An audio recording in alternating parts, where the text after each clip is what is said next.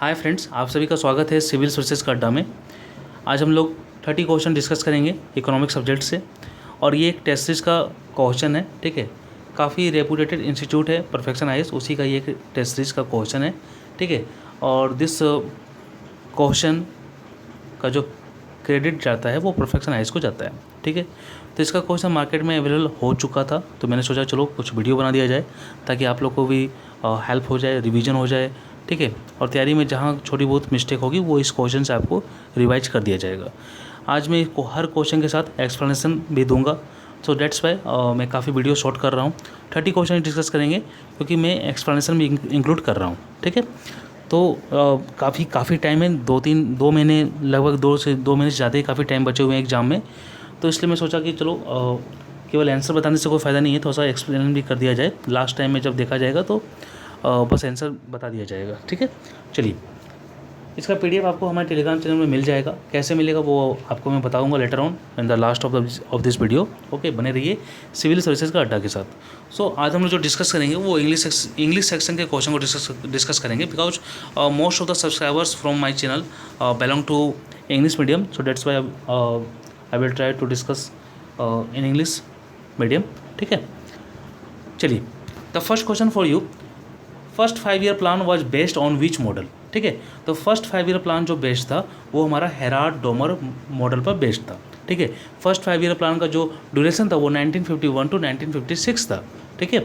और इसी first year plan के अंतर्गत, ठीक है, हीराकुंड डैम, ठीक है, ध्यान से सुनिएगा, हीराकुंड डैम, ठीक है, और Bhakra Nangal dam, Damodar valley dam establish किए गए थे, ठीक है। फर्स्ट 5 ईयर प्लान का जो ऑब्जेक्टिव था वो था empowerment of the agriculture sector, development of the agriculture sectors and to build the irrigation capabilities of our country, ठीक है, ताकि हम लोग एग्रीकल्चर सेक्टर में काफ़ी इंप्रूव कर सकें, ठीक है। चलिए, ये हमारा फर्स्ट क्वेश्चन का ए हो जाएगा। Now the second question for you, inflation in India is finally decided by. तो इंडिया में इन्फ्लेशन कौन डिसाइड करता है? क्या ये मॉनेटरी पॉलिसी कमेटी डिसाइड करता है? क्या reserve Bank of India decide करता है? क्या ये मार्केट फोर्स डिसाइड करता है? क्या ये नीति आयोग डिसाइड करता है, ठीक है, या फिर फिफ्थ ऑप्शन होगा, ठीक है। तो इन्फ्लेशन एक्चुअली होता क्या है? इन्फ्लेशन एक्चुअली होता क्या है कि जब मार्केट में लिक्विडिटी काफ़ी ज़्यादा आ जाए, लिक्विडिटी इन द सेंस मतलब अगर आप किसी इकोनॉमी की बात करते हैं, किसी मार्केट की बात करते हैं, तो उस मार्केट में लोगों के पास ज़्यादा पैसा आ जाए, ज़्यादा पैसा आ जाएगा तो लोग क्या होगा कि महंगी कॉस्टली चीज़ सभी लोग किसी पार्टिकुलर सामान को खरीदने के लिए पहले जो 5 लोग थे, अब क्या होगा 50 लोग हो जाएंगे। तो सामान कम आदमी ज़्यादा, इससे क्या होगा कि सामान की महंगाई बढ़ जाएगी, ठीक है, और पैसे की वैल्यू घट जाएगी। इसी को हम लोग इन्फ्लेशन बोलते हैं, ठीक है। चलिए, तो इन्फ्लेशन जो होता है वो डिसाइड कौन करता है? तो ये डिसाइड करता है हमारा मार्केट फोर्स, ठीक है। आपने पढ़ा होगा कि मार्केट फोर्स जो होते हैं, ठीक है, there are many factors which decide the demand and supply, ठीक है, and in turn affected the inflation of the economy, ठीक है। तो मार्केट फोर्स जो होते हैं वो काफ़ी डिटरमाइन करते हैं इन्फ्लेशन को इंडिया में, ठीक है। और हम लोग ऐसे भी कहते हैं कि इनविजिबल हैंड्स होते हैं ये, ठीक है, of market which determine the inflation through forces of demand and supply. तो डिमांड एंड सप्लाई फोर्स के द्वारा ये इन्फ्लेशन को क्या बोलते हैं, डिटरमाइन करते हैं मार्केट फोर्स, ठीक है। चलिए, तो ये डिमांड एंड सप्लाई फोर्स क्या है? तो आपने पढ़ा होगा कि demand pull factor and cost push factor, ठीक है। तो डिमांड पुल फैक्टर में क्या होता है कि इंक्रीज इन इनकम, लिक्विडिटी और अवेलेबिलिटी ऑफ चीप लोन्स। तो ये तीनों जो चीज़ें हैं, इनकम में बढ़ोतरी होना, लिक्विडिटी यानी पैसा काफ़ी ज़्यादा मात्रा में प्रिंट हो जाना, या फिर लोन का सस्ता होना, ये तीनों कारण जो होते हैं वो डिमांड पुल फैक्टर कहलाते हैं। इट मीन्स ये तीनों केस से लोगों के पास पैसा ज़्यादा आ जाएगा, उनके हाथ में ज़्यादा पैसा आ जाएगा, तो ये लोग ज़्यादा चीज़ों का डिमांड करेंगे, ठीक है। तो ये कहलाते हैं डिमांड पुल फैक्टर। और खुद सोचो आप लोग, अगर किसी पार्टिकुलर चीज़ का डिमांड अगर बढ़ जाए एकाएक अचानक, तो क्या होगा, वो सामान की अवेलेबिलिटी कम हो जाएगी, और जब सामान की अवेलेबिलिटी सप्लाई कम हो जाता है तो सामान का वैल्यू बढ़ जाता है और रुपयों की वैल्यू कम हो जाती है। बिकॉज 5 रुपये में मिलने वाला चोकोबार अब क्या कितने में मिलने लगेगा? 50 रुपये में, ठीक है। तो चोकोबार ही रहा, लेकिन आपका वैल्यू जो था पैसा का वो गिर गया, 5 से 50 हो गया, ठीक है। तो दिस इज कॉल्ड इन्फ्लेशन, ठीक है। तो क्वेश्चन यहाँ पर बोल रहा है कि इन्फ्लेशन को डिसाइड कौन करता है, तो भैया मार्केट फोर्स डिसाइड करता है, ठीक है। Pull demand pull factor and cost push factor, ठीक है। चलिए ऑप्शन नंबर सी हो जाएगा हमारा। नेक्स्ट क्या हमारा, कोविड-19 led to increase directly in which type of poverty. तो सभी को पता होगा कि कोविड-19 जब इंडिया में आया था तो काफ़ी बैड सिचुएशन को क्रिएट कर दिया था पूरे इकोनॉमी में, ठीक है। तो जब बैड सिचुएशन को क्रिएट किया इकोनॉमी में तो बहुत सारे लोग अनएम्प्लॉय हो गए, बहुत सारे लोग मतलब पॉवर्टी के दायरे में चले गए, ठीक है, मतलब पुअर हो गए, जो पुअर तो थे ही वो और ज़्यादा पुअर हो गए। तो इस टाइप का जो सिचुएशन लाया गया है कोविड-19 के द्वारा, इसे हम लोग बोलते हैं सिचुएशनल पॉवर्टी, ठीक है। किस टाइप का पॉवर्टी डेवलप हुआ है, इंक्रीज हुआ है, तो सिचुएशनल पॉवर्टी, यानी बैड सिचुएशन के कारण जो पॉवर्टी डेवलप होता है, इंक्रीज होता है, उसको हम लोग सिचुएशनल पॉवर्टी बोलते हैं। ऑप्शन नंबर सी हो जाएगा, ठीक है। चलिए फोर्थ क्वेश्चन देखते हैं। Reserve Bank of India was established bye, सभी को पता होगा कि रिजर्व बैंक ऑफ इंडिया जो स्टेब्लिश हुआ है ये हमारा 1 अप्रैल 1935 को स्टेब्लिश हुआ है, और जो nationalisation of reserve Bank of India हुआ है ये हमारा 1 जनवरी 1949 को हुआ है। तो the question is here, Reserve Bank of India was established by which act, ठीक है। तो ऑप्शन हो जाएगा हमारा RBI act 1934, option number C हो जाएगा, ठीक है। चलिए फिफ्थ क्वेश्चन क्या है, फ्रिक्शनल अनएम्प्लॉयमेंट क्या होता है। तो फ्रिक्शनल अनएम्प्लॉयमेंट जो होता है ये इसे हम लोग सर्च अनएम्प्लॉयमेंट भी बोलते हैं, और ये ग्राफिकली रिप्रेजेंट किया जाता है बीवेरिज कर्व के द्वारा, ठीक है। तो ऑप्शन नंबर बी और सी दोनों यहाँ पर करेक्ट है, ऑप्शन नंबर ई हो जाएगा यहाँ पर, ठीक है। चलिए थोड़ा सा देख लेते हैं क्या होता है frictional unemployment. Frictional unemployment is a type of unemployment, ठीक है। It is sometimes called search unemployment and can be based on the circumstances of the individuals, okay. It is time spent between the jobs when a worker is searching for a job or transferring from one job to another job, ठीक है। इसी को हम लोग frictional unemployment बोलते हैं, ठीक है। Now next point is here, frictional unemployment is related to and compatible with the concept of full employment. At full employment, the unemployment rate will be positive because of the inevitable presence of frictional unemployment. Hence, option number A is correct, ठीक है। चलिए next क्या है हमारा, labour force participation rate क्या होता है। देखिए लेबर फोर्स पार्टिसिपेशन रेट को समझने से पहले हम लोग ये समझते हैं कि लेबर फोर्स एक्चुअली होता क्या है। लेबर फोर्स होता है person who are either working, either seeking or available for work, ठीक है। यानी जो बंदे काम कर रहे हैं या काम की खोज कर रहे हैं या फिर काम करने के लिए तैयार हैं, उसे हम लोग लेबर फोर्स बोलते हैं। तो लेबर फोर्स पार्टिसिपेशन रेट क्या होता है, ये जो होता है ये measure of an economy active workforce होता है। यानी इकोनॉमी में कितने लोग मतलब अपना योगदान दे रहे हैं, वर्क कर रहे हैं, ठीक है। तो ये जो होता है ये हमारा ratio between the labour force and total working age population होता है, उसी को हम लोग लेबर फोर्स पार्टिसिपेशन रेट बोलते हैं, ठीक है। ऑप्शन नंबर हमारा बी हो जाएगा। Now the seventh question for you, the visit of foreigners in India to see the various places events in the country is a part of which of the following in terms of the economic activity. तो सभी को पता होगा जब foreigners हमारे country में आते हैं तो वो लोग स्पेंड करते हैं, हमारे कंट्री के सर्विस को एंजॉय करते हैं, ठीक है, परचेज करते हैं, ठीक है। तो सभी को पता होगा कि एक्सपोर्ट का मतलब क्या होता है। एक्सपोर्ट का मतलब ये ना होता है कि जब हम अपने कंट्री में डोमेस्टिकली प्रोड्यूस जो गुड्स हैं, जो सर्विसेज हैं, अगर हम लोग उसको एक्सपोर्ट करते हैं, ठीक है, तो वो फॉरेनर्स को जब हम लोग भेजते हैं तो उसको वो कौन सा एक्टिविटी कहलाता है, वो एक्सपोर्ट एक्टिविटी कहलाता है, ठीक है। तो ये आप इसी चीज़ को कोरिलेट करके देखो, ठीक है। फॉरेनर्स आए, ठीक है, वो हमारे गुड्स और सर्विस को एंजॉय किए, ठीक है, स्पेंड किए अपना मनी हमारे सर्विस को एंजॉय करने के लिए, तो ये एक तरफ से क्या कहलाएगा, इकोनॉमिक पॉइंट ऑफ व्यू से कहलाएगा एक्सपोर्ट, ठीक है। ऑप्शन नंबर हमारा डी हो जाएगा, यानी export of goods and services in the terms of case. Now 8 question क्या होगा, which of the following statements are correct for real GDP. सभी को पता होगा कि जो रियल जीडीपी होता है ना, ये हमारा क्या बोलते हैं, कैलकुलेट होता है on the basis of current year production valued at base year price. ध्यान रखिएगा, करेंट ईयर प्रोडक्शन के बेसिस पर ही रियल जीडीपी को हम लोग कैलकुलेट करते हैं, और वो बेस ईयर प्राइस पर ही हम लोग मतलब कैलकुलेट करते हैं, ठीक है। तो ऑप्शन नंबर हमारा ऑप्शन नंबर सी हो जाएगा यहाँ पर, ठीक है। चलिए नेक्स्ट क्वेश्चन देखते हैं हम लोग। The the next question for you, if a country is experiencing recession then which of the following shall be true. ठीक है, जब किसी कंट्री में मंदी आती है तो क्या होता है, क्या डिक्रीज इन रियल जीडीपी होता है, क्या decrease in rate of growth of GDP होता है, क्या डिक्रीज इन नॉमिनल जीडीपी होता है, क्या decrease in current account surplus होता है।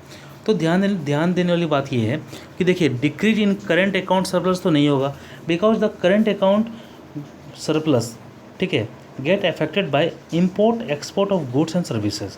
ठीक है, तो ये तो होने वाला है नहीं।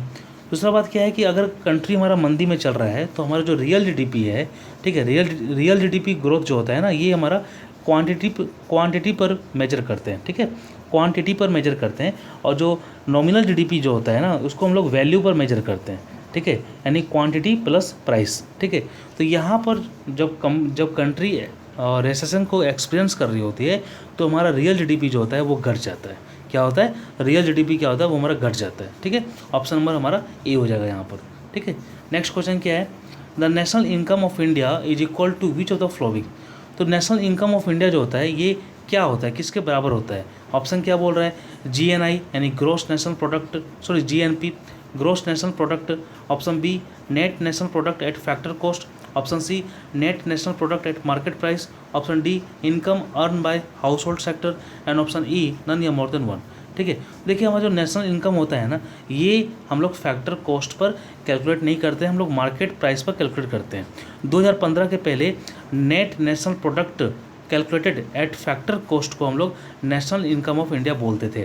ठीक है, लेकिन अब क्या है, 2015 के बाद net national product at market price को हम लोग नेशनल इनकम ऑफ इंडिया बोलते हैं। ठीक है, ऑप्शन नंबर हमारा सी हो जाएगा। Now the 11th question for you, capital formation in a country will necessarily lead to. ठीक है, तो अगर कंट्री में कैपिटल फॉर्मेशन होता है तो ये अनिवार्य रूप से किसको जन्म देगा।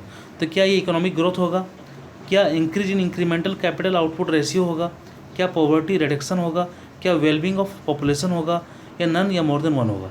देखिए जब किसी कंट्री में कैपिटल फॉर्मेशन होता है, ठीक है, तो उससे क्या होगा, उस कंट्री का इकोनॉमिक ग्रोथ होगा। ठीक है, उसका ICOR से लेना देना कुछ नहीं है, because ICOR is incremental capital output ratio and it measure efficiency of the capital formation. ये केवल कैपिटल फॉर्मेशन की इफ़िशियंसी को मेजर करता है। ठीक है, एक्चुअली उसका जो रिजल्ट होता है ये उसको मेजर नहीं करता है। अब इफ़िशियंसी जो है वो आप तभी ना कैलकुलेट कर पाओगे जब आपके पास इनपुट वैल्यू आएगा। ठीक है, तो ये अनिवार्य रूप से ये क्या बोलते हैं, ICOR को इंक्रीज नहीं करता है। ठीक है, यहाँ पर क्वेश्चन क्या बोल रहा है, अनिवार्य रूप से पूछ रहा है। ठीक है, नेक्स्ट हमारा पॉवर्टी एलिवेशन है, पॉवर्टी रिडक्शन है। ठीक है, पॉवर्टी रिडक्शन जो होता है ना, ये हमारा ट्रिकल डाउन थ्योरी वर्क्स जब होता है, ठीक है, तभी ये पॉवर्टी रिडक्शन होता है। ये सब क्या है, तो ये मतलब कहने का मतलब ये है कि जब विकास समावेशी हो तभी गरीबी में कमी आती है। ठीक है, तो केवल कैपिटल फॉर्मेशन का उसमें योगदान नहीं होता है। ठीक है, लास्ट वाला ऑप्शन क्या बोल रहा है, वेल बीइंग ऑफ पॉपुलेशन। देखिए well being of population it means होता है क्या है कि जो लोग होते हैं वो अपने पर खर्चा करते हैं, अपने हिसाब से खर्चा करते हैं। ठीक है, अपनी भलाई के लिए खर्चा करते हैं, एजुकेशन पर, हेल्थ पर, लॉ पर, ऑर्डर पर। तो इसका कैपिटल क्या बोलते हैं फॉर्मेशन से उतना इसका लेना देना नहीं है। ठीक है, क्योंकि ये जो होता है ना, ये हमारा ब्रॉडर फिनोमेना होता है, काफ़ी व्यापक घटना होती है ये। ठीक है, तो इस प्रकार ऑप्शन नंबर केवल ए से ही होगा, इकोनॉमिक ग्रोथ। ठीक है, कैपिटल फॉर्मेशन इसका मतलब इकोनॉमिक ग्रोथ होगा। ठीक है, चलिए नेक्स्ट क्वेश्चन देखते हैं हम लोग क्या है। 12th question, if a factory is running at its peak of production with certain number of labor then the marginal productivity of labor will be।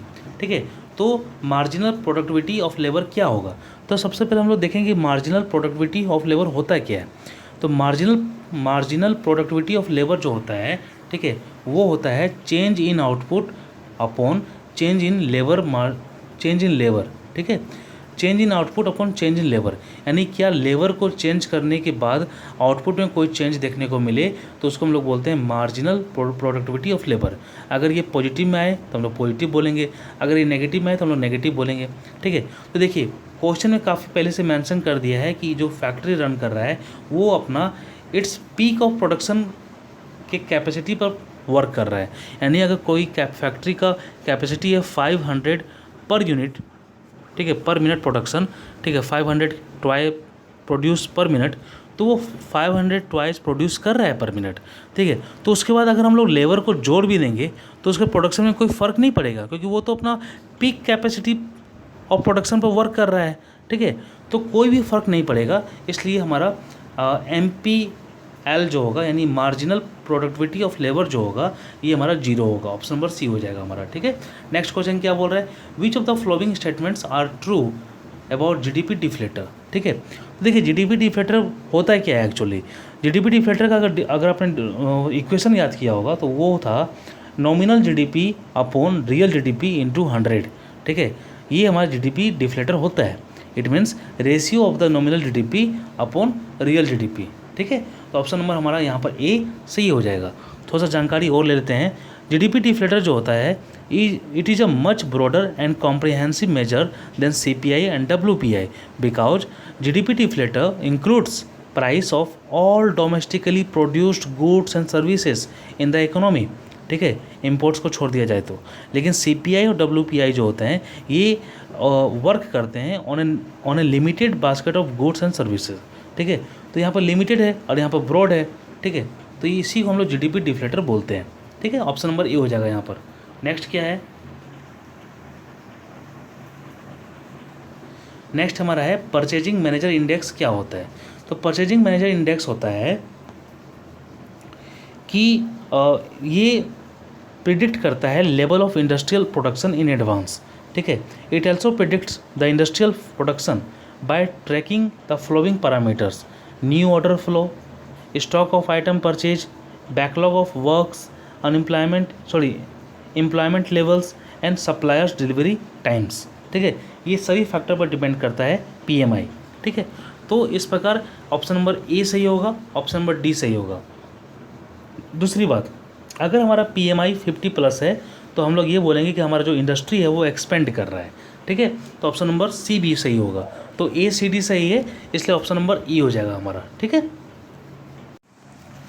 The 15th question for you, the human development index was developed by, ठीक है। तो human development index जो है ना ये develop किया गया है महबूब उल हक के द्वारा, ठीक है, that belong to Pakistan, and Amartya Sen, ठीक है। ये दोनों ने डेवलप किया है ह्यूमन डेवलपमेंट इंडेक्स, ठीक है। और ये जो रिलीज करता है वो UNDP इसको रिलीज करता है, ठीक है। तो SDI is released by UNDP, ठीक है। ये किस किस पैरामीटर को इंक्लूड करता है, हेल्थ को यानी लाइफ एक्सपेक्टेंसी एट बर्थ, ठीक है। दूसरा एजुकेशन को यानी एक्सपेक्टेड ईयर्स ऑफ स्कूलिंग, ठीक है। और तीसरा ये करता है स्टैंडर्ड ऑफ लिविंग यानी GNI पर कैपिटा, ठीक है, gross national income per capita, ठीक है। ये 3 इंडिकेटर को ये इंक्लूड करता है HDI। ऑप्शन नंबर हमारा ए और सी दोनों सही है, ऑप्शन नंबर ई हो जाएगा यहाँ, ठीक है, ठीक है। चलिए 16th क्वेश्चन क्या है, which of the following committees are related to estimation of poverty in India. तो BM डांडेकर कमेटी और नीलकंठा कमेटी, ठीक है, नीलकंठ रथ कमेटी, ठीक है, नीलकंठ रथ कमेटी और BM डांडेकर कमेटी जो है ये दोनों रिस्पॉन्सिबल हैं, ठीक है, for the estimation of poverty in India, ठीक है। ऑप्शन नंबर ए और बी हमारा करेक्ट है, ऑप्शन नंबर हमारा ई हो जाएगा। नाउ 17th क्वेश्चन क्या है, 17th बोल रहा है हमारा, which of the following is the reason for the decline in the child sex ratio in India, ठीक है। तो चाइल्ड सेक्स रेशियो को जो कम हुआ है, ठीक है, कमी आई है, उसमें कौन सा रीजन रिस्पॉन्सिबल है। क्या लो फर्टिलिटी रेट है, क्या फीमेल फोइटिसाइड्स है, क्या incentives for a boy child from the government, क्या ये नेचुरल रीजन्स है। तो सी और डी तो होगा नहीं, बचा लो फर्टिलिटी रेट और फीमेल फोइटिसाइड्स। तो इसका जो आंसर होगा वो हमारा फीमेल फोइटिसाइड्स होगा, ऑप्शन नंबर हमारा बी हो जाएगा, ठीक है। चलिए नेक्स्ट क्या हमारा, in current weekly status CWS a person is considered employed if he worked for, ठीक है। तो बहुत सारे स्टेटस होते हैं, आप लोगों को जानकारी होनी चाहिए, ठीक है। जैसे होता है यूजुअल प्रिंसिपल स्टेटस, जैसे हमारा करंट वीकली स्टेटस, जैसे करंट डेली स्टेटस, ठीक है। तो करंट वीकली स्टेटस मतलब ये होता है कि if a person is considered employed if he she has worked at least 1 hour during the reference week, ठीक है। तो रेफरेंस वीक्स के दौरान अगर कोई बंदा 1 घंटा भी काम किया है ना, ठीक है, तो हम लोग उसको बोलेंगे करेंट वीकली स्टेटस, ठीक है। ऑप्शन नंबर हमारा यहाँ पर हो जाएगा ए, ठीक है। 19th क्वेश्चन क्या बोल रहा है, द टर्म सिग्निए योरोज, ठीक है, सिग्निए योरेज, ठीक है, सिग्निए योरेज क्या है, तो सिग्निए योरेज जो है, ठीक है, इसका तात्पर्य क्या है, क्या ये the income generated by the central bank on account of money creation है, क्या ये the income generated by government on about money of creation है, ठीक है, क्या ये backup of physical gold required to print currency notes है, क्या ये it is nominal value of all the currency notes and coins, ठीक है। तो जो हमारा टर्म है सिग्निए योरेज, ठीक है, सिग्निए योरेज, ये जो है ये हमारा है the income generated by the central bank on account of money creations, ठीक है। ऑप्शन नंबर हमारा ए हो जाएगा। ऑप्शन 20 क्या बोल रहा है, Atal pension Yojana is under, ठीक है। Option number A ministry of social justice, option number B department of financial services, option number C ministry of labour, option number D department of revenue, या नन या more then one. तो ये हमारा अटल pension योजना जो है ना, ये वित्त मंत्रालय यानी फाइनेंस मिनिस्ट्री के अंडर, ठीक है, फाइनेंशियल सर्विसेज डिपार्टमेंट में आता है, ठीक है। ऑप्शन नंबर हमारा बी हो जाएगा। नाउ नेक्स्ट क्या है, which among the following is the largest holder of government securities. तो कॉमर्शियल बैंक जो हैं ये हमारे largest holder of government securities होते हैं। ऑप्शन नंबर हमारा ए हो जाएगा, ठीक है, क्योंकि सभी कॉमर्शियल बैंक को ये बोला जाता है कि भैया आप लोग मेंटेन करके रखो SLR, और SLR में क्या आता है, कैश आता है, गोल्ड आता है, गवर्नमेंट सिक्योरिटीज आता है। तो वो लोग 18% SLR को मतलब मेंटेन करके रखते हैं। तो सबसे ज़्यादा जो सिक्योरिटीज़ रहेगा, गवर्नमेंट सिक्योरिटीज़, वो किन के पास रहेगा, वो कमर्शियल बैंक के पास रहेगा, ठीक है। बाकी मतलब कोऑपरेटिव बैंक के पास भी रहता है, लेकिन वो काफ़ी छोटे बैंक होते हैं, उनके पास काफ़ी कम स्केल में गवर्नमेंट सिक्योरिटीज़ रहती हैं, ठीक है। तो यहाँ पर सबसे लार्जेस्ट की बात की जा रही है, तो ऑप्शन नंबर ए हो जाएगा हमारा। 22nd question for you, match the following pairs correctly and choose the correct code. एक तरफ कमेटी है, एक तरफ पर्पस है, ठीक है। देखिए PK मोहंती कमेटी जो बना था ना, ये हमारा IRDI setup panel on governance at insurers, ठीक है, इंश्योरर्स के से पर्पस के लिए बना था। ऑप्शन नंबर 1 का तो 4 होगा, सॉरी मैंने थोड़ा मिस्टेक कर दिया। PK मोहंती जो थे वो लार्ज NBFC इनटू बैंक्स, ठीक है, लार्ज NBFC जो थे उनका बैंक में विलय से ये रिलेटेड है, ठीक है। तो PK मोहंती का ऑप्शन नंबर 1 हो जाएगा। KV कामत जो है ना, KV कामत, ये हमारा रिलेटेड है setting parameters for loan restructuring, ठीक है। तो 2 का हमारा 3 हो जाएगा। फिर परवीन कुटुंबे जो हैं ये रिलेटेड हैं IRDI setup panel on governance at insurers, ठीक है। ऑप्शन नंबर 4 हो जाएगा। और जस्टिस BP कटाके, ठीक है, ये रिलेटेड हैं आसाम गैस लीक से। तो आप सभी को मैच करोगे तो ऑप्शन नंबर हमारा बी मैच हो जाएगा, ठीक है। चलिए नेक्स्ट क्या देखते हैं, the term SWIFT sometimes in seen in news is related to. तो टर्म स्विफ्ट जो है ये क्या चीज़ से रिलेटेड है, क्या चीज़ से संबंधित है। तो स्विफ्ट का मतलब होता है society for world wide inter bank financial telecommunication. तो इसका फुल फॉर्म से समझ गए होंगे कि ये जो है ये एक मैसेजिंग नेटवर्क है, net financial institutions use to securely transit information and instructions to standardise system of codes, ठीक है।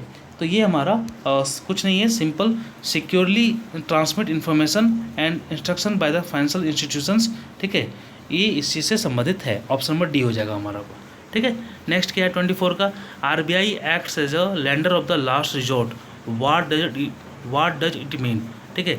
तो RBI जो है ये हमारा lender of the last resort की तरह काम करता है। इसका मतलब क्या होता है, इसका मतलब यही होता है कि जब बैंक के पास लिक्विडिटी काफ़ी कम हो जाती है, पैसे की कमी हो जाती है, तो RBI इनको लोन दे देता है, ठीक है। ऑप्शन नंबर हमारा बी हो जाएगा यहाँ पर, ठीक है।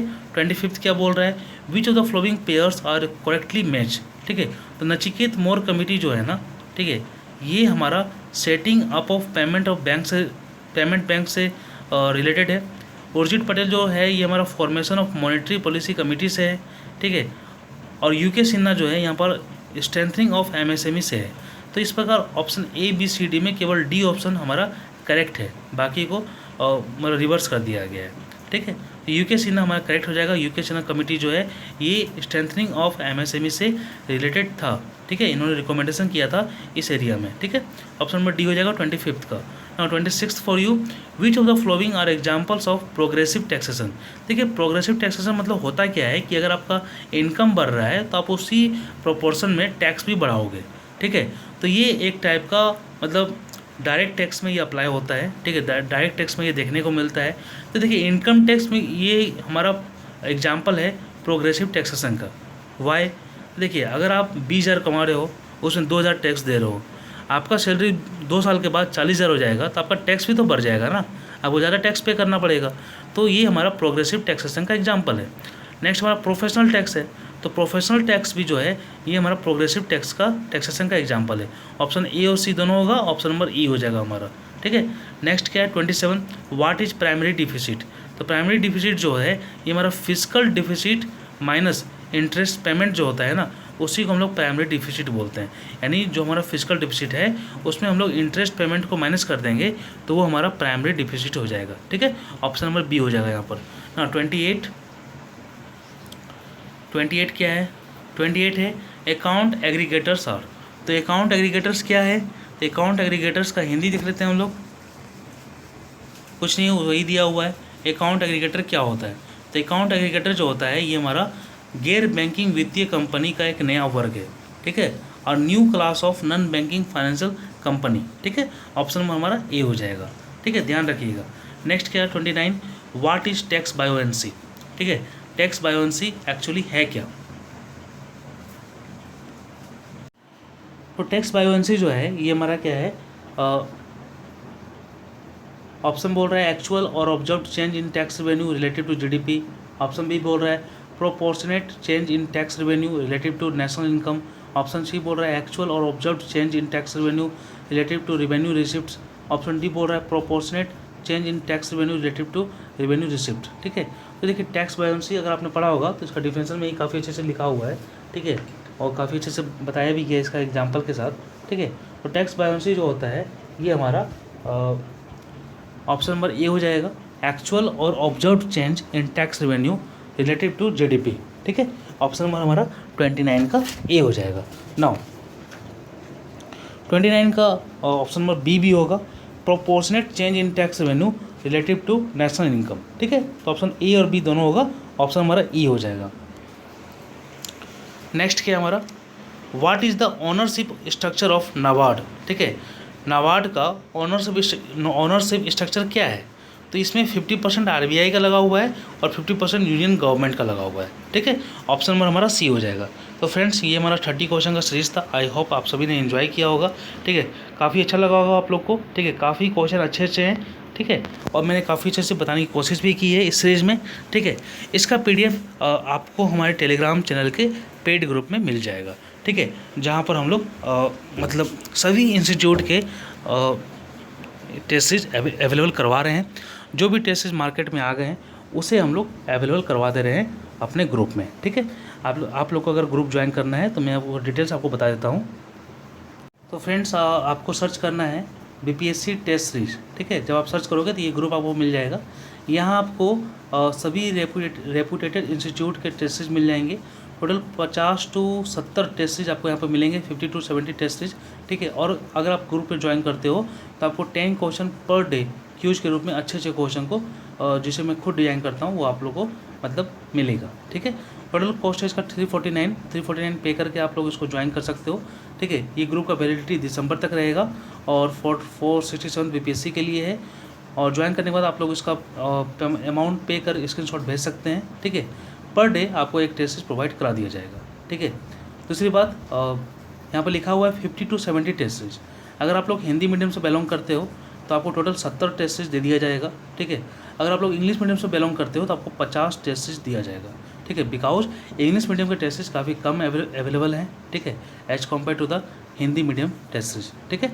तो ये इन्फॉर्मेशन थी, और अगर आप लोग ज्वाइन करना चाहते हो तो आप लोग ज्वाइन कर सकते हो, ठीक है। सभी रेपुटेटेड इंस्टीट्यूट के टेस्ट सीरीज आपको यहाँ पर मिल जाएंगे, ठीक है, और काफ़ी ऑथेंटिक नॉमिनल रेट में आपको पे करके मिल जाएगा। धन्यवाद।